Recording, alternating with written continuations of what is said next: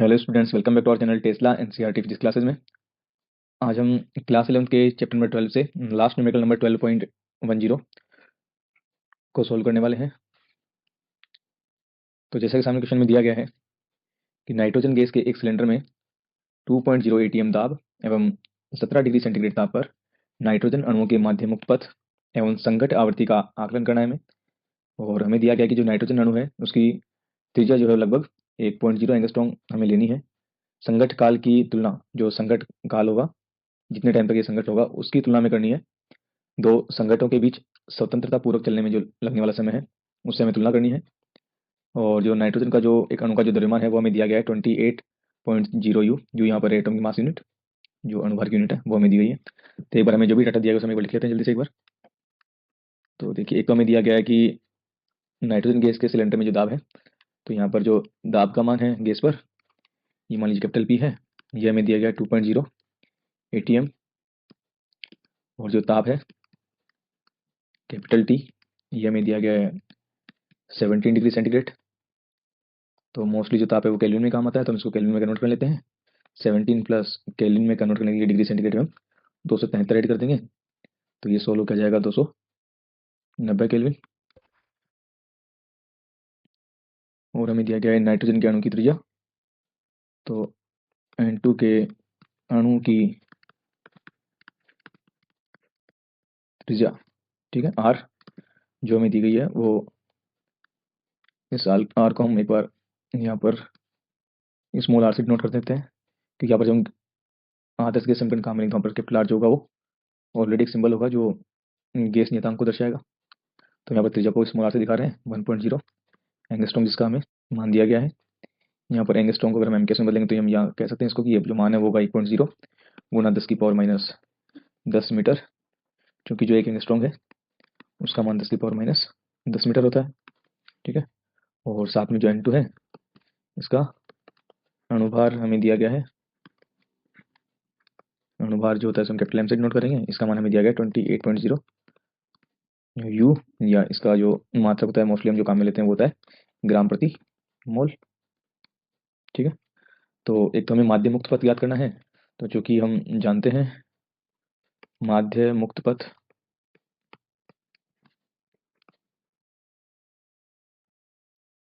जिसे small L से note करेंगे, इसका जो फॉर्मूला होता है वो होता है हमारे पास 1 में root of 2 pi D square multiply by N. और जहाँ पर डी जो है वो क्या है, यहाँ पर व्यास है अणु का, जिसे हम कह सकते हैं 2 × स्मॉल r, ठीक है, ये मान हो जाएगा। और यहाँ पर जो स्मॉल एन है, ये स्मॉल एन जो होगा वो होता है प्रति एकांक आयतन में अणुओं की संख्या, ठीक है। तो ये जो माध्यम मुक्त पथ है हमारे पास, उसका मान ज्ञात करने के लिए रूट 2 का मान हमें पता है, पाई का मान हमें पता है, डी का मान भी हमें नॉन है क्योंकि त्रिज्या दी गई है। केवल स्मॉल एन का अगर मान हमें पता होगा तो हम यहाँ से माध्यम मुक्त पथ ज्ञात कर सकते हैं। तो स्मॉल एन का मान ज्ञात करने के लिए देखो हमें एक चीज पता है, आदर्श गैस समीकरण जो होता है इससे हम जानते हैं कि PV equal to N R T होता है। और ये फॉर्मूला जो है यहाँ पर एन जो होता है वो तो गैस के मोल, लेकिन हमें मोल नहीं चाहिए, गैस के अणुओं की संख्या चाहिए। तो हम एक रिलेशन और जानते हैं बोल्ट्जमान नियतांक और दाब में संबंध से, पीवी इक्वल टू जो होता है वो कैपिटल एन के बी टी, ठीक है, जहाँ पर ये कैपिटल एन जो है वो गैस के अणुओं की संख्या है। तो यहाँ से हम कह सकते हैं कि जो इस वी का मान अगर हम इधर ले जाएं, बाकी रिमेनिंग पार्ट जो के बी है इसको अगर हम इस तरफ ले आए, तो इक्वेशन क्या बन जाएगी, पी लेफ्ट पार्ट में और के बी और टी अगर लेफ्ट में चला जाए तो इधर राइट में बच जाएगा कैपिटल एन बटे में वी। और ये कैपिटल एन बटे में वी किस चीज़ को नोट कर रहा है, जो हमें चाहिए प्रति एकांक आयतन में अणुओं की संख्या। तो कैपिटल एन क्या है, यहाँ पर अणुओं की संख्या, इसमें हमने भाग दे दिया है पूरे आयतन का, तो ये जो मान सोल्व हो गया वो क्या आ जाएगा हमारे पास, जो हमें चाहिए स्मॉल एन प्रति एकांक आयतन में अणुओं की संख्या। तो ये मान हम थोड़ा लिख देते हैं अगले स्टेप में। देखिए यहाँ से जो स्मॉल एन का मान हमें चाहिए उसका फॉर्मूला क्या बन जाएगा, पी डिवाइड बाई के बी मल्टीप्लाई बाई टी। इस मान को उठा के मैं सम का नंबर जो एक ऊपर में लिख रहा हूँ इसमें रख देते हैं। तो देखिए माध्य मूर्त पद जो है इसका मान क्या हो जाएगा, एल 1/√2 पाई, डी का मान हो जाएगा 2 × r इसका होल स्क्वायर, और मल्टीप्लाई बाई जो एन है स्मॉल एन उसका मान हमने निकाल लिया पी डिवाइड बाई के बी इंटू टी। थोड़ा और सोल्व कर लेते हैं, के बी ऊपर चला जाएगा, टी ऊपर चला जाएगा,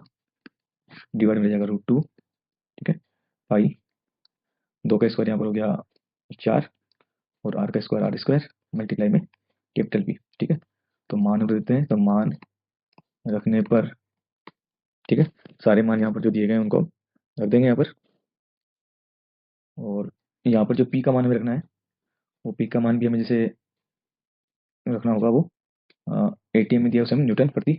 मीटर स्क्वायर में कन्वर्ट करेंगे, ठीक है। तो एक बार मैं ऊपर मान रख देता हूँ, बता देता हूँ यहाँ पर जो मान है वो दाब भी हमें एटीएम में दिया है 2.0 एटीएम, उसको हम कन्वर्ट कर लेंगे, ठीक है। तो एक बार में जो जो मान दिया उसे रख देते हैं। तो केबी का जो मान है बोल्ट्जमान नियतांक का वो होता है 1.38 इंटू 10⁻23। मात्रक इसका जो होता है वो होगा जूल प्रति केल्विन, और जो टी है वो हमने ऑलरेडी ऊपर सोल्व किया है, जो मैं 17 डिग्री सेंटीग्रेड दिया गया उसे हमने केल्विन में कन्वर्ट ऑलरेडी कर लिया था ऊपर, वो मैंने यहाँ रख दिया है।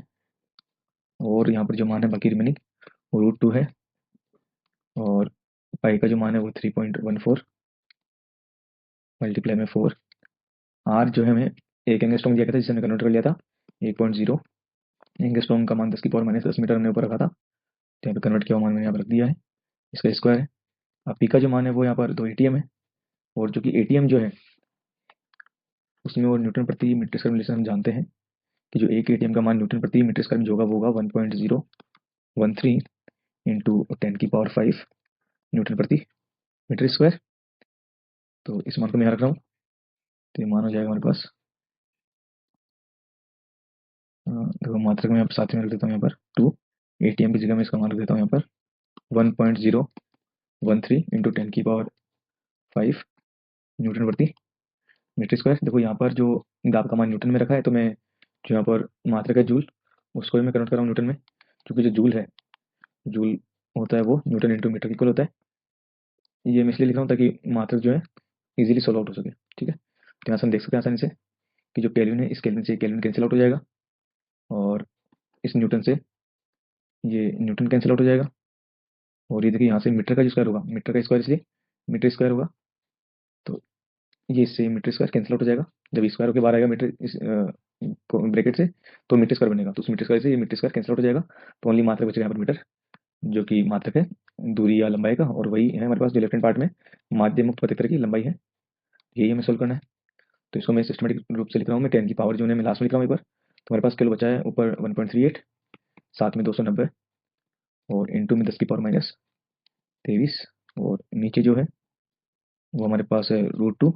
और √2 का मान जो होता है वो लगभग होता है 1.414, इसको मैं लिख देता हूँ, और पाई का जो मान है वो 3.14 मैंने ऑलरेडी लिखा है, मल्टीप्लाई में 4, 1 का स्क्वायर तो 1 ही हो जाएगा, और रिमेनिंग पार्ट को 2 लिख देता हूँ, आगे 1.013, वही 10⁻10 का जो स्क्वायर है वो हो जाएगा 10⁻20, और लास्ट में जो है 10⁵ है, ठीक है। तो एक बार में जो संख्यात्मक मान है उनको मैं कैलकुलेटर की हेल्प से जल्दी से एक बार सोल्व कर लेता हूँ। तो यहाँ पर देखिए ऊपर मान जो बचे हैं तो है 1.38 मल्टीप्लाई होगा 290 से, इसमें भाग जाएगा ये तो 1.414 √2 की वैल्यू का, फिर जाएगा 3.14 का, फिर भाग जाएगा इसमें 4 का, फिर भाग जाएगा इसमें 2, और फिर इसमें भाग जाएगा 1.013 का, ठीक है। तो सारे मान जो हमारे पास सोल्व हो गया है संख्यात्मक मान को सोल्व करने पर, तो हमारे पास आए हैं 11.12, हो जाएगा 11.12, और ऊपर है 10⁻23, और देखो मात्रक यहाँ पर बच रहा था मीटर, ये वाला मात्रक बच गया है, ठीक है। और नीचे -20 है, ऊपर आके प्लस का 20 हो जाएगा,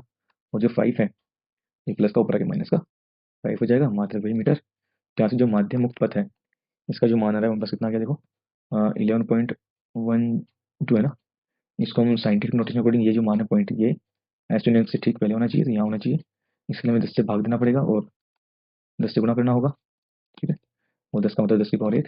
ये तो हो जाएगा 1.112 इंटू देखो -23, 20, -5 और 10⁻1, तो प्लस की पावर तो है 20 और 1 21, और माइनस की है 23 और -5 -28, तो -28 में से प्लस का 21 चला जाएगा, क्योंकि माइनस की जो पावर एक तो ये है और एक ये है, तो -28 हो गया, और प्लस की पावर में 20 और 1, ठीक है, 21 ही हो जाएगा। तो हमारे पास हो जाएगा 10 की पावर में -7 मीटर। ये हमारे पास सोल्व किया गया माध्य मुक्त पथ की जो लंबाई है। और नेक्स्ट हमसे पूछा गया था क्वेश्चन में, संगत की आवृत्ति क्या होगी और दो टक्करों के बीच में जो समय है उससे तुलना करनी है। तो ये जो माध्य मुक्त पथ होता है, ये क्या होता है, दो टक्करों में चली गई सीधी दूरी, क्योंकि जो माध्य मुक्त पथ जो हमारे पास है स्मॉल एल, वो दो क्रमागत टक्करों में चली गई दूरी है, दो क्रमागत टक्करों में तय सीधी दूरी है, ठीक है। तो इनमें जो लगने वाला समय है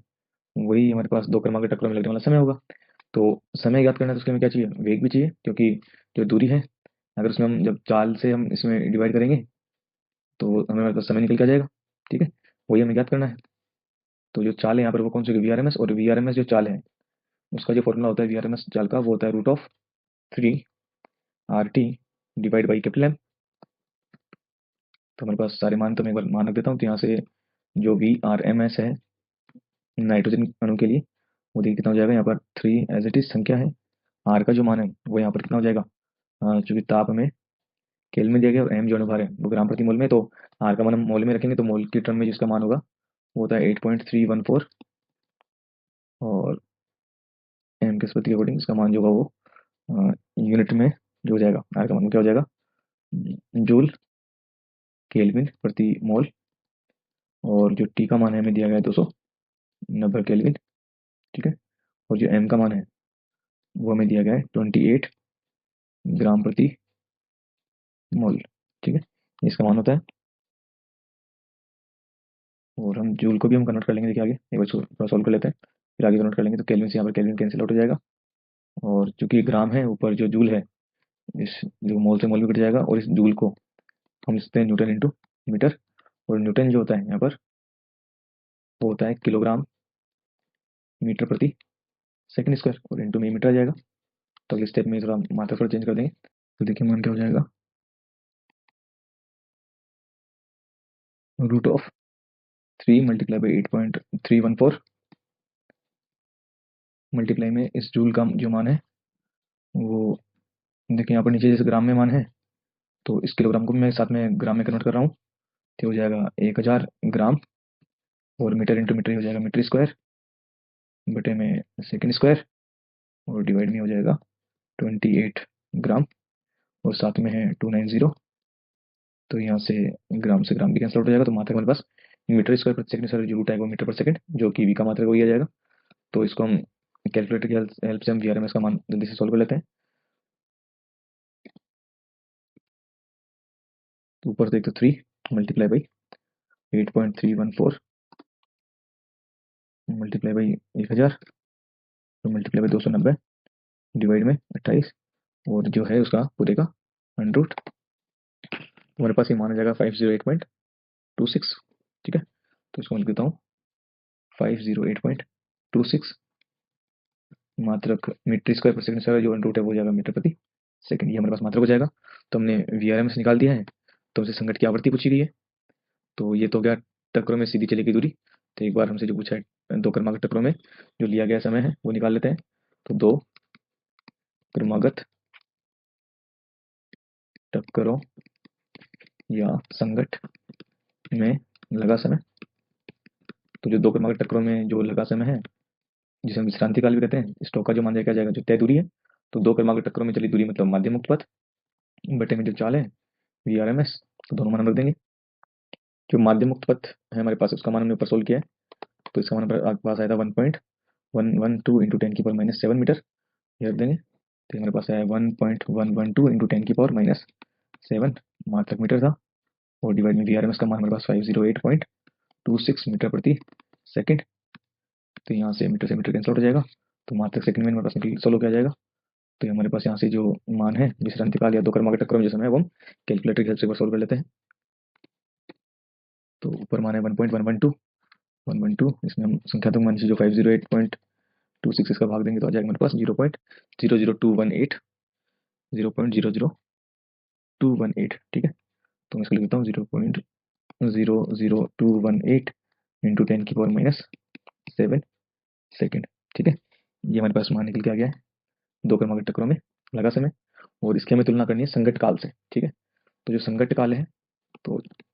संगत में जो समय लगता है, ठीक है, संगत काल को मान लीजिए कैपिटल टी है, इसका जो फॉर्मूला होता है वो होता है जो इसका व्यास है अणु का बटे में जो कि उसकी वीआरएमएस चाल है। ठीक है, तो दोनों के मान में यहाँ पर रख दूंगा, तो देखिए जो डी है वो तो जगह दुगना हो जाएगा, और वीआरएमएस का मान हमारे पास ऑलरेडी हमने कैलकुलेट किया हुआ है, तो 2 इंटू आर का जो मान है वो है देखेंगे स्टॉक 1.0 इंटू 10⁻10 मीटर, और डिवाइड में वीआरएमएस का जो मान है वो 508.26 मीटर पर सेकंड में कैलकुलेट किया हुआ है। तो इसका मान हम एक बार जल्दी से कैलकुलेटर की हेल्प से सोल्व कर लेते हैं। ऊपर तो जो मान है वो है 2 गुणा 1 डिवाइड बाई 508.26, तो ये मान मेरे पास आ गया 0.00393। ठीक है, 0.00393 और इंटू में 10⁻⁻10,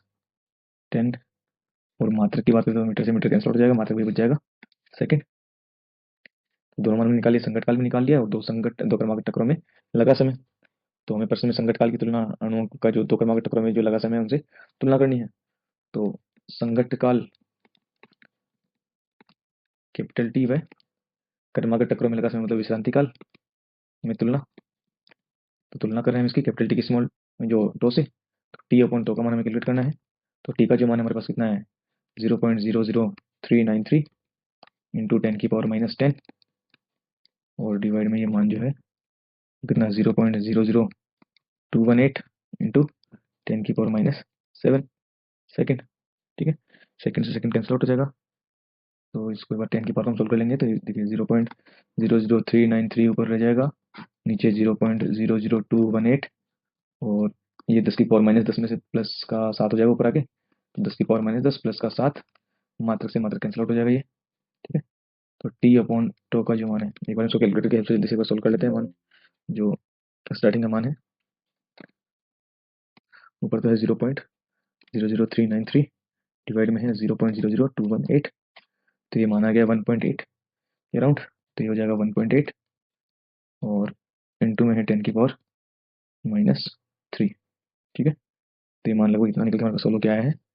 जिसको हम लगभग कह सकते हैं, ये मान 1.8 को हम लगभग कह सकते हैं कि ये मान 2 इंटू 10⁻³ है। -3 को अगर हम नीचे ले जाएंगे तो देखिए ये बन जाएगा 2 बटे में 10⁻3, और 10⁻3 का मतलब होता है 1000। ठीक है, तो 2 से हम कट करेंगे तो कितना हो जाएगा, ऊपर 1 और नीचे 500। यहाँ से थोड़ा हम सिस्टमेटिक टर्म में हम इसको क्या लिख सकते हैं कि जो कैपिटल टी है मतलब संगत काल जो है, ये टो जो है अगर इधर आके गुणा होगा तो ये बन जाएगा टो के बटे में 500, मतलब जो 2 टक्करों में जो लिया गया समय है उसमें अगर हम 500 का भाग देंगे तो कैपिटल टी जो संगत काल है वो हमारे पास आ जाएगा। यही कहते हैं संगत काल जो है वो विश्रांति काल जो है उससे 500 गुना कम है, या हम ये कहते हैं टो जो है वो कैपिटल टी से 500 गुना है अधिक है। तो यहाँ पर हम इसको स्टेटमेंट में क्या लिख सकते हैं कि जो 2 क्रमागत टक्करों में लगा समय संगत काल का 500 गुना है, तो हमारे पास संगत काल है इसका 500 गुना है क्या विश्रांति काल या 2 क्रमागत टक्करों में लगा समय। तो हमने यहाँ पर इस न्यूमेरिकल में हमसे जो पूछा है हमने सारे पार्ट सोल्व कर लिए हैं, उनको मैं एक बार एक साथ लिख देता हूँ। तो पहला पार्ट हमने सोल्व किया, एक तो जो माध्य मुक्त पथ है एल, इसका हमने सोल्व कर लिया 1.112 इंटू 10⁻⁻7 मीटर। सेकंड हमसे जो पूछा है संगत की आवृत्ति। ठीक है, संगत की आवृत्ति का मान एक बार मैं यहाँ पर सोल्व कर रहा हूँ वापस एक बार। संगत की आवृत्ति पूछिए, हमने केवल संगत का आवर्तकाल निकाला ना, समय निकाला हमने, तो आवृत्ति पूछिए, तो आवृत्ति जो यहाँ पर होगी न्यू वो हो जाएगी 1 अपॉन जो हमारे पास 2 क्रमागत टक्करों में जो लगा समय था उसका रेसिप्रोकल हो जाएगा, तो 1 बटे में जो टो का मान था हमने सोल्व किया ऑलरेडी 0.00218 इंटू 10⁻⁻7। तो इसको हम जल्दी से कैलकुलेटर की हेल्प से सोल्व कर लेते हैं। तो ऊपर तो है 1, डिवाइड में है 0.00218, तो हो जाएगा लगभग हमारे पास जो मान है कितना हो जाएगा, और 58.71। ठीक है, तो ये हमारे पास आ गया 458.71 इंटू ऊपर प्लस में आ गया 10⁻7 हो जाएगा, मात्रक वही सेकंड की पावर 1 है तो पर सेकंड पावर -1 जो है ये। और इसका मान हम देखिए पॉइंट जो हमारे पास सिस्टम से आगे होना चाहिए, तो इसके लिए हम इसमें 100 से भाग दे देंगे और 100 से गुणा कर देंगे, तो ये आ जाएगा 4.58 इंटू 10 की पावर ये 7 और 100 का मतलब हो जाएगा 10 की पावर 2, तो 7 और दोनों हो जाएगा 9 प्रति सेकंड। तो ये मान लगभग हो जाएगा 4.6, तो लगभग 5 के बराबर में सोच सकते हैं, 5 इंटू 10 की पावर 9 पूर्णांक के रूप में ना प्रति सेकंड। ये संकट की आवृत्ति हो जाएगी। और एक हमसे इनकी तुलना की थी, तो तुलना के लिए हमने मान निकाल लिया जो क्रमागत टक्कर में जो लगा समय है, तो वो विश्रांति यहाँ पर जो संकट काल है उसका 500 गुना हो जाएगा कैपिटल टी का, ठीक है, जो हमारा संकट काल था। तो यही हमसे पूछा गया था, ठीक है। तो ये हमारे फाइनल आंसर होगा इस क्वेश्चन का। तो उम्मीद करता हूँ आपको जो सॉल्यूशन का मेथड है वो सही लगा होगा, न्यूमेरिकल अच्छे से आपको समझ में आ गया होगा। फिर भी अगर किसी प्रकार कोई डाउट हो तो आप कमेंट सेक्शन में कमेंट कर सकते हैं। अगर आपको वीडियो अच्छा लगा हो तो please like and subscribe my channel. Thank you.